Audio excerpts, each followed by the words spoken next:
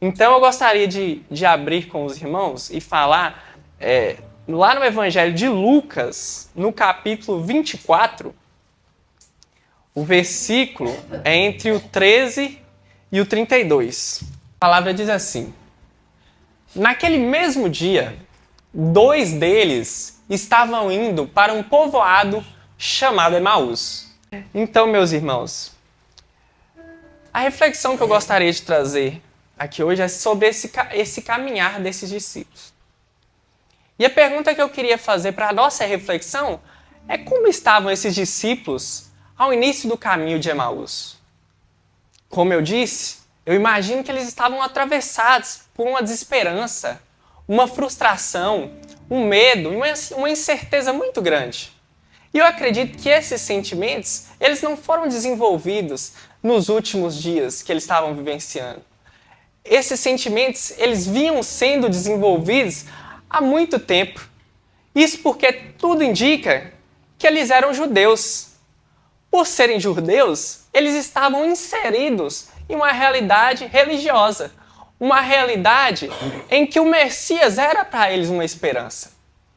Então, eles colocavam uma esperança muito grande de que um Messias viria e que esse Messias seria um vencedor. E eu imagino também, meus irmãos, a esperança que eles tiveram pelo primeiro chamado de Jesus. Quando Jesus aparece realizando milagres, realizando mudanças, transformações nos corações das pessoas, eu acredito que reacendeu uma esperança no coração desse povo. E esse povo pensou, agora realmente a promessa foi cumprida. A promessa vai ser cumprida. Nós temos um Messias, nós temos um Salvador. Mas eu imagino também, meus irmãos, que quando esse Salvador ele estava sendo pregado na cruz, esses discípulos olhavam e falavam assim, gente, agora a nossa existência foi toda embora, porque nós dedicamos a vida esperando o Messias. Esse Messias aparentemente veio, mas pelo que parece não era Messias de nada, porque se não está salvando nem a si próprio, ele está ali na cruz morrendo, quem dirá a gente? Como é que ele vai salvar a gente, sendo que não está salvando nem a si mesmo?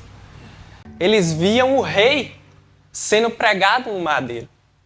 E isso trazia desesperança. Isso trazia afastamento. Isso trazia grandes questionamentos ao coração desses discípulos. Junto dessa morte, desse Messias, os sonhos, a esperança, a confiança desses discípulos também morria naquele momento. A existência daquelas pessoas estava sendo minada. Junto à possibilidade de existir um Salvador que não consegue salvar a si mesmo. Esse era o contexto do caminho de Emaús. Os discípulos caminhando, imagino, com essa reflexão no coração. E que em dados momentos, eu acredito que até uma reflexão extrema, excessiva. Uma reflexão que, inclusive, os impedia de enxergar a própria realidade que estava apresentada diante deles. Porque enquanto eles caminhavam e vinham carregados desses questionamentos, existia uma realidade que se apresentava e existia um Cristo que se apresentava nessa realidade, porque a Bíblia nos relata que existia um Cristo que caminhava nesse caminho de Emaús. Mas eles, voltados para esses sentimentos, essas frustrações, eles não conseguiam enxergar esse Cristo. A própria Bíblia diz que os olhos deles foram fechados para que não pudessem enxergar esse Cristo, que era o motivo do sofrimento deles. Enquanto eles sofriam, gente do céu, será que Cristo nos abandonou? Cristo estava no caminho, mas eles não conseguiam ver que o coração estava ensimesmado e voltado para as próprias frustrações, para as próprias dificuldades, para as próprias experiências, para os próprios desafios. Então, vem uma parte importante. O Cristo que estava caminhando, chega um tempo desse caminhar, que ele devolve uma pergunta para esses discípulos. Ele pergunta aqui, o que vocês estão falando aí enquanto caminham? Esse Cristo interessou. Até então eles não sabiam, acharam que era uma pessoa comum.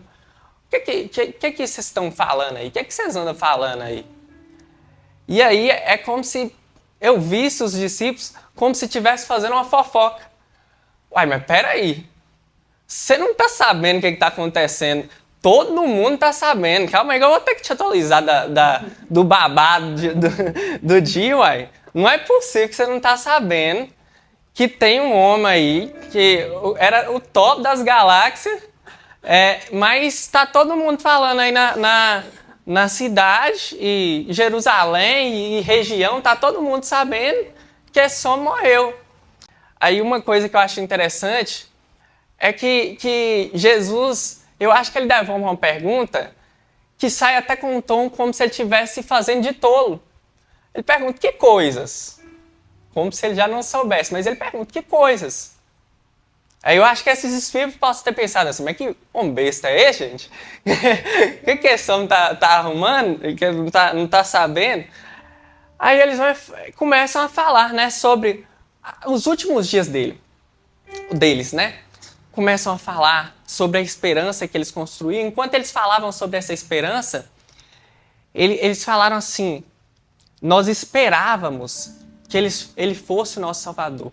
Ele coloca no passado, que dá a entender que eles não esperavam mais, porque estavam muito voltados ao que aconteceu. Eles até falam assim, tiveram umas irmãs nossas lá que foram ao sepulcro, viu que ele não estava lá, mas eu não sei, parece ser conversa, né, pelo jeito que eles estavam falando lá. Não sei se realmente a gente pode acreditar. Teve até uns discípulos que foram lá depois que essas mulheres passaram por lá, para ver se aquilo era realmente fato. As coisas não estavam lá, ele não estava lá, mas ninguém mais viu nada. Só essas mulheres que viram. O que eu entendo com isso, meus irmãos, dessa pergunta, que coisas são essas? É que Jesus, ele não despreza a nossa maneira de enxergar o mundo. Por mais que essa maneira, ela pode estar completamente distorcida. Jesus, ainda que ele saiba aquilo que é a realidade, ele deseja escutar aquilo que nós temos de interpretação do mundo para ver onde que a nossa visão está destoando da realidade. E aí, uma coisa interessante, que eu acho que é até uma reviravolta em meio a esse caos todo, que lembra que eu disse que os discípulos podem ter enxergado não é mais que um tolo, quase nesse sentido? Eu acho que é como se quando Jesus falava, ele brincasse com essa realidade, com esse fato. É como se ele devolvesse uma resposta quando ele começa a falar, ele fala, gente, eu acho que tolo aqui está sendo vocês. Porque ele fala assim, gente, vocês estão sendo muito insensatos. E vocês estão sendo de coração tardio para entender a realidade que não vem de agora, não. Ela está sendo apresentada há muito tempo. Tem muito tempo que essa realidade está sendo apresentada. Então, esse Jesus, ele devolve uma resposta para esses homens e fala assim, vocês não entenderam o que os profetas disseram a respeito do Cristo? Que o Cristo precisava vir e que ele precisava padecer para que na glória ele pudesse entrar? Parece, meus irmãos, que ele convida esses homens a olhar de novo. A olhar de novo para as idas à sinagoga. Para aquelas pessoas que iam à sinagoga e encontravam com ali a realidade que viria um Messias. Parece que quando Jesus perguntava aquilo para eles e afirmava, e vocês não estão sabendo desses profetas que falavam, não? Parece que voltava a passar aquele mesmo filme que eu falei na cabeça dos discípulos, deles indo à sinagoga e pensando a respeito desse Messias que viria. E parece que eles se lembravam também daqueles cegos que iam vendo, os paralíticos que iam andando, os surdos que iam ouvindo e um reino que ia sendo anunciado. Parece que Jesus falava, dá uma atenção de novo para isso, porque parece que pelas frustrações do dia a dia, vocês têm esquecido daquilo que um dia já aconteceu a vocês. Vocês têm esquecido que desde muito novo, seu pai e sua mãe já levavam você à sinagoga para conhecer esse Messias, para conhecer essa profecia messiânica. Vocês têm esquecido, no decorrer dos dias, que existem pessoas que proclamam essa vinda já há muito tempo. Tem irmãos na fé que estão assegurados nessa palavra há muito tempo. Tem gente que abriu mão de uma vida para viver essa realidade, para viver essa verdade. Vocês estão esquecendo que tem pessoas que renunciaram muitas coisas e que caminharam muito antes de vocês começarem a caminhar esse caminho. Então, me parece, meus irmãos, que Jesus pedia para olhar de novo para aquilo que um dia pode ter ficado esquecido na caminhada. É como se o convite de Jesus para esses discípulos apropriem da sua própria existência, da sua própria história, daquilo que te constituiu até aqui. Não esqueça das coisas que um dia você guardou. Não esqueça daquilo que um dia te sustentou. Então, é como se Jesus também dissesse assim: olha, gente, antes de vocês colocarem os pés em uma sinagoga, já tinham profetas que falavam sobre mim. Antes de vocês sonhar em existir, o Criador já tinha um plano para o cosmos. E este plano era o próprio Cristo. Porém, no decorrer dessa caminhada, os discípulos, já chegando em Emaús, falam assim: olha, já está tarde. O que você acha de você entrar e repousar aqui conosco? Que já está ficando tarde. E foi aí também que, enquanto ele partiu o pão, os olhos dos discípulos eles foram abertos para enxergar quem Jesus era, para se lembrar daquilo que Jesus era.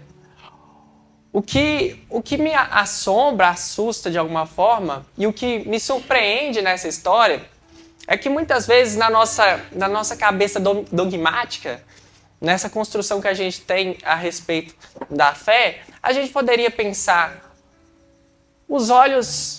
Por que os olhos dos discípulos foram abertos só quando Jesus estava ali partindo o pão, dividindo o pão? Por que eles não foram abertos? Por que eles não começaram a enxergar Jesus quando Jesus estava fazendo um sermão expositivo, trazendo quem ele era e trazendo os profetas todos que falaram sobre ele? Por que os olhos dos discípulos não foram abertos naquele momento? Porque foi aberto na mesa. Eu acredito, meus irmãos, que uma possível resposta é que a mesa é esse lugar, sabe? Que a gente pode parar e olhar de novo, de fato. Parar e olhar para aquilo que nos trouxe alguma comoção. Tanto é que quando eles percebem quem Jesus era, eles mesmos fazem uma pergunta.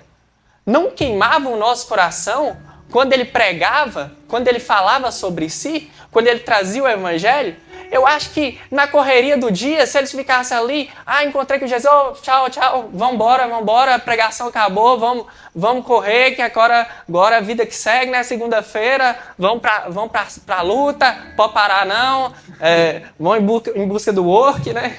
Se fosse nessa mentalidade, meus irmãos, e se os discípulos não parassem ali, eles não iriam nem dar conta de que enquanto Jesus pregava a palavra, enquanto Jesus falava sobre si, o coração deles queimava. Eles não iam se dar conta. Eles não iam cair em si. Nossa, isso aconteceu. Mas é nesse momento de compartilhamento que Jesus é visto. É nesse momento em que eu posso compartilhar o meu irmão uma realidade, meu irmão pode compartilhar para mim uma realidade também, é que a gente pode se ajudar e construir algo juntos. Amém. E é nesse momento que Jesus é revelado. Glória. É nesse momento que nós podemos contemplar quem Jesus é, contemplar a sua salvação, contemplar a realidade que é maior do que nós mesmos, meus irmãos. Então, eu imagino também, meus irmãos, que nesses momentos é que Jesus apresentava intimamente quem ele era. Existiam sim, meus irmãos, os feitos de Jesus. Existiam sim paralíticos que andavam. Existiam sim, meus irmãos, cegos que viam. Existiam sim surdos que passavam a ouvir. Mas eu acho que o que sustentava a fé daqueles discípulos não era as obras que Jesus executava, mas era quem Jesus era. E eu acho que no meio daquela rotina tão corrida, meus irmãos, eu acho que quando Jesus chamava aqueles discípulos para sentar à mesa e partir o pão, era o momento que de fato eles conheciam quem Jesus era. Era o momento que de fato eles conheciam quem eles eram. Porque eles conheciam quem era a inspiração da criação de Deus. Eles entendiam, nossa, quando Deus estava me criando, o que é que ele estava pensando? Ele estava pensando em Jesus, meus irmãos. E eu acho que quando ele estava diante daquele homem que falava tão mansamente, ou até abruptamente sobre algumas coisas do reino, coisas que eram até confusas para eles, coisas que existiam momentos que eles nem entendiam, mas de alguma forma aquilo trazia esperança para o coração deles e trazia uma lembrança de que foi assim e foi para isso que Deus os havia criado. Eu imagino, meus irmãos, que mais do que as obras que Jesus executava, a mesa os lembrava de quem Jesus era. E era isso que sustentava a fé desses discípulos.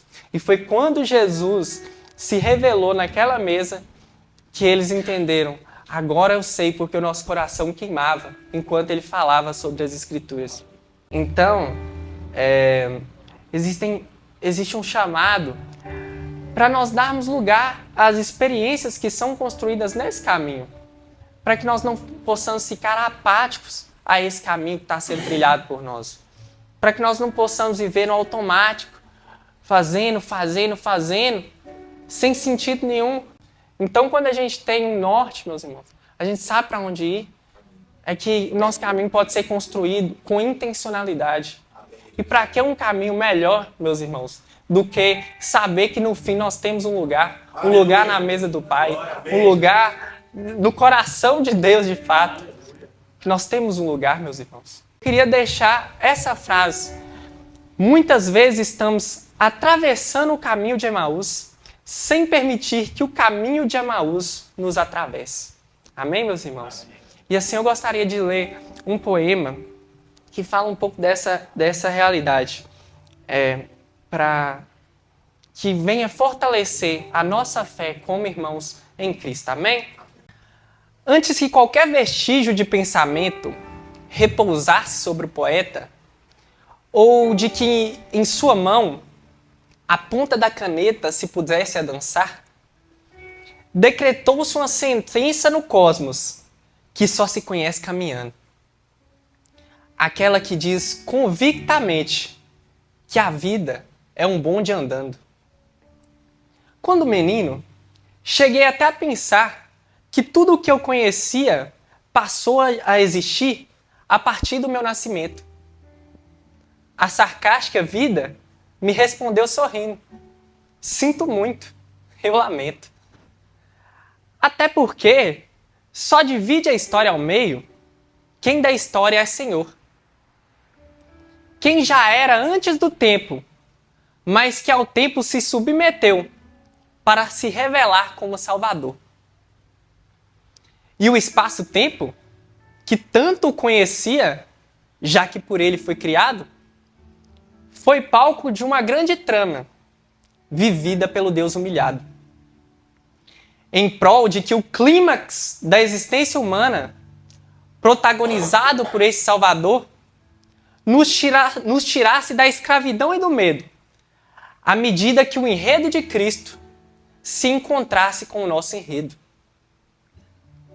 Deus não nos deu espírito de covardia, já que o espírito nos dado não permitiu que a morte do Deus humilhado durasse mais do que 3 dias. E aí vem eu, vem você, e essa parte é a gente que fala: perdi toda essa história, eu me atrasei para entrar no bonde. Esta é a minha, a sua, a nossa percepção. Até que no meu caminho de Emaús encontro o meu Jesus, que me evidencia a sua ressurreição, dizendo que os profetas já anunciavam, antes mesmo de eu ter consciência, que o Cristo precisava padecer. E isso não dependia da minha existência. E foi aí que, ao esbarrar minha história com a de Cristo, eu aprendi caminhando que o Cristo, que é a minha vida, me é também este bonde andando. Diante de tal revelação, não encontro outra saída, senão seguir neste bonde andando que me faz estar em novidade de vida. Amém, meus irmãos? Essa é a palavra que eu gostaria de compartilhar com vocês.